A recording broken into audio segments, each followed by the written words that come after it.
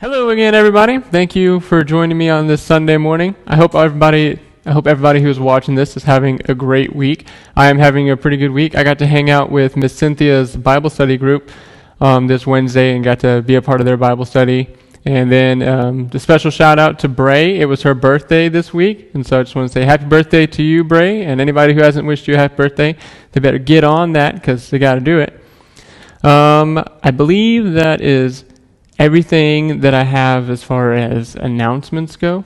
So moving right into this, today we're going to be reading out of 1 Kings chapter 19 verses 11 through 13. And kind of while you guys are all turning there, I'm going to kind of present a problem that might occur with you guys every now and then. And that is, have you ever been on a phone call with somebody and you're having this really important conversation with them, and it's you, and you've just been talking for the past 10 minutes telling them about this really important thing that's been going on with you right now, and you're giving them all this information in the hopes that whenever you're finally done talking, that they will give you the response, their response anyway. It might not be the response you're looking for, but you're hoping for an answer. And then right when you get done with telling them all these important details about what's been going on, and you stop and you wait, and you realize that the call has been dropped, and that you've just spent the past 10 minutes talking into nothingness. No one has heard you.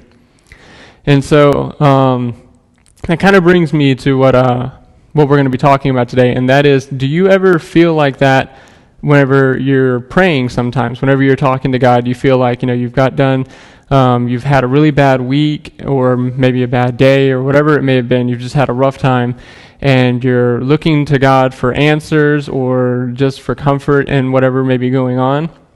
And after you get done praying to Him, you say amen, and then it feels like silence. We almost never get just a loud, audible response immediately, even if it's not from God, from someone, where it's like an answered prayer.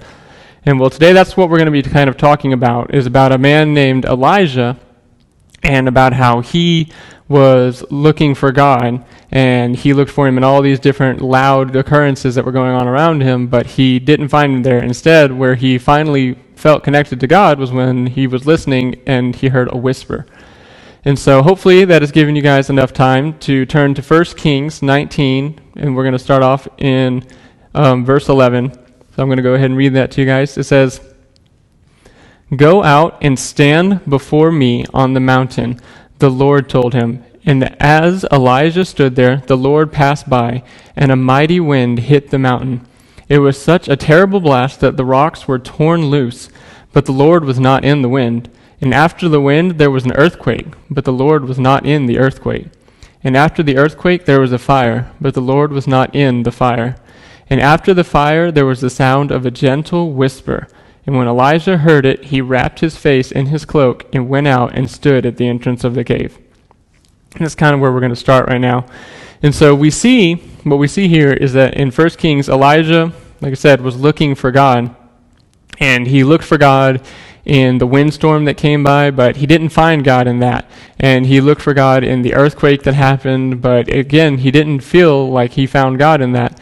And he even looked for Him in that raging fire that was there, but Elijah still did not find God there.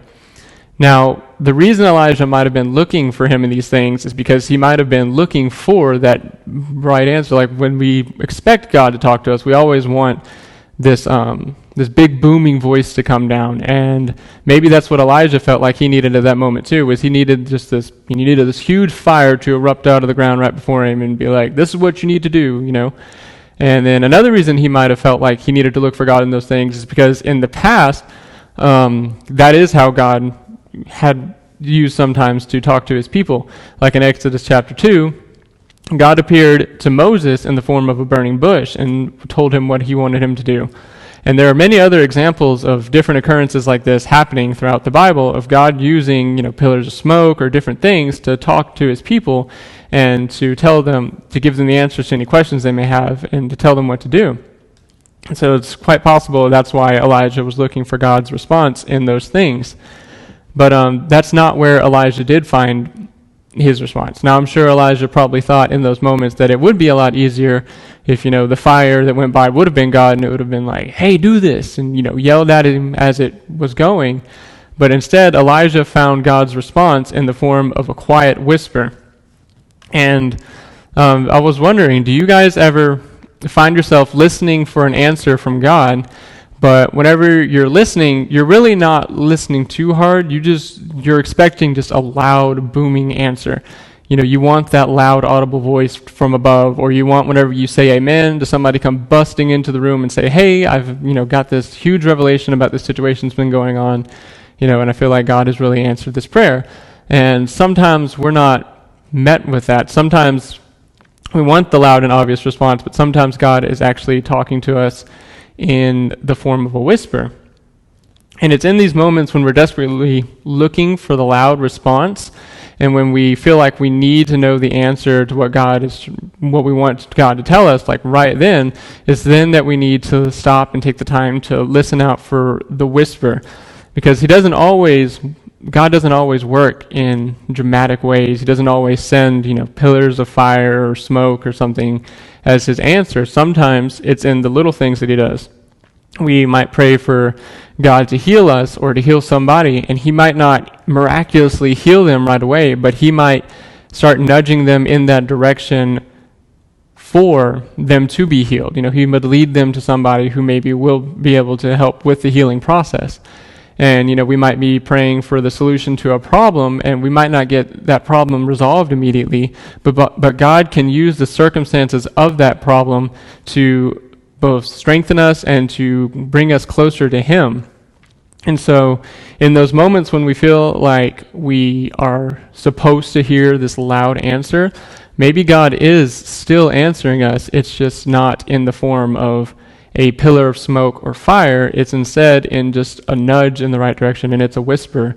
And when you feel like God might not be answering you, he might be answering you just in a little bit of a quieter setting. So in those moments, it might be good just to get away and to spend some time in the Word and just some time just with you and God alone, or maybe even talk to somebody else about it. That might be another way that God answers your question, is he might answer it through somebody else answering for you. He might send you to somebody like a pastor or a friend that you know. And so I just wanted to encourage you guys that in this time when there's a lot of illness going around and a lot of prayers going up right now, that we sometimes might feel like the phone call between us and God is all very one-sided. What we say goes up, but he never gives a response down. But that's not true. God always hears and answers our prayers. It's just that sometimes the answers may come in that still whisper instead of in the big pillar of fire that we oftentimes expect to get. And so that is all I have for you guys today. If you don't have a Wednesday night group that you are in yet, I want to invite you guys to join us. We have several groups right now that are doing Bible study either through Zoom or through text message. And so if y'all are looking to join a group, I would highly encourage you guys to join us and just text me or Pastor Allen or Cynthia or Miss Evans, and we will get you guys added in. I will talk to you all next Sunday. Bye.